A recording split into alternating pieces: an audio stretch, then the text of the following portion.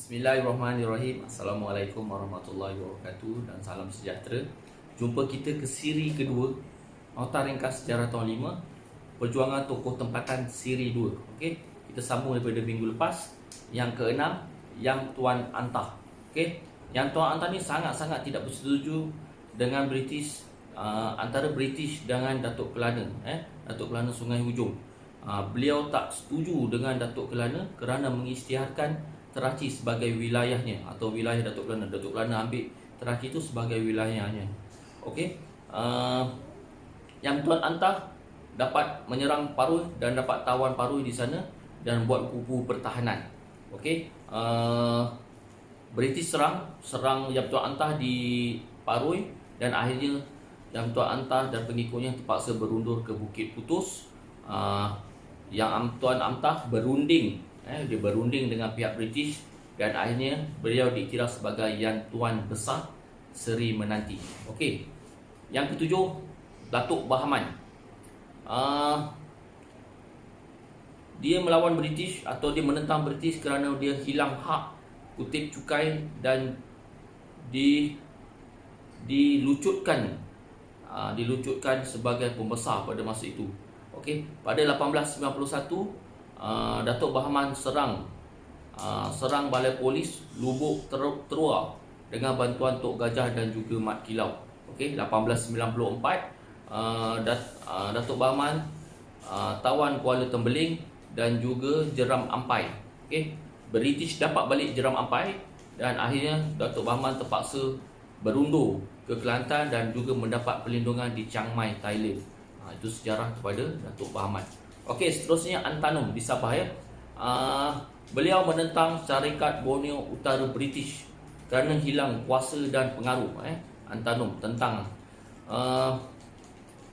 penentangan ini juga disebabkan kerana dia marah kerana orang-orang Murut dijadikan sebagai buruh paksa untuk bina jalan pada masa itu. Antanum telah menyatukan orang-orang Murut untuk menentang SBUB ataupun Syarikat Borneo Utara British. Seterusnya beliau telah menyerang dan membina kubu di Sungai Selingit dan kat situ telah berperang dan dia akhirnya terkorban. Okey, yang kesembilan, yang ini ialah Haji Abdul Rahman Limbung. Okey, Haji Abdul Rahman Limbung. British telah menguatkuasakan undang-undang binatang buas, tanah, kubu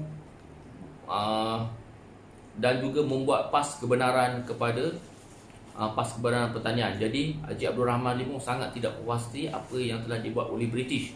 Okey, 1922 bertindak menjadi peguam kepada petani-petani tersebut untuk membela petani-petani di sana. Akhirnya dia telah ditangkap di Kuala Telemong. British ancam siapa yang tidak mahu, siapa yang tak mau bayar cukai, dia telah ancam pada masa itu. Akhirnya penduduk dan tak puas hati sangat pada masa itu. Akhirnya dia telah duduk di balai polis dan juga bangunan-bangunan kerajaan. Akhirnya Haji Abdul Rahman Limbung telah dibuang negeri, iaitu dibuang ke Mekah. Seterusnya Raja Mahadi.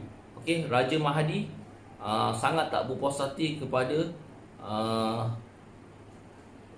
pentadbiran ataupun kerana kekacauan yang berlaku di Kelang dan juga perusahaan biji timah Raja Mahdi. Akhirnya Raja Mahdi juga tidak berpuas hati dengan lantikan Tengku Kudin sebagai Yang Tuan Selangor. Akhirnya Tengku Kudin dan juga Raja Abdullah menentang Raja Mahdi. Raja Mahdi pula akhirnya tak puas hati, dia serang pula Ya Ahloi kerana Ya Ahloi menyokong kepada Tengku Kudin. Akhirnya Raja Mahdi dapat dikalahkan dan dihantar ke Johor dan akhirnya beliau meninggal di situ. Okey, itu saja pada hari ini. Jangan lupa salin nota-nota ringkas. Teruskan belajar. Saya akan beri awak soalan-soalan untuk nota pada hari ini. Sekian, terima kasih. Assalamualaikum warahmatullahi wabarakatuh.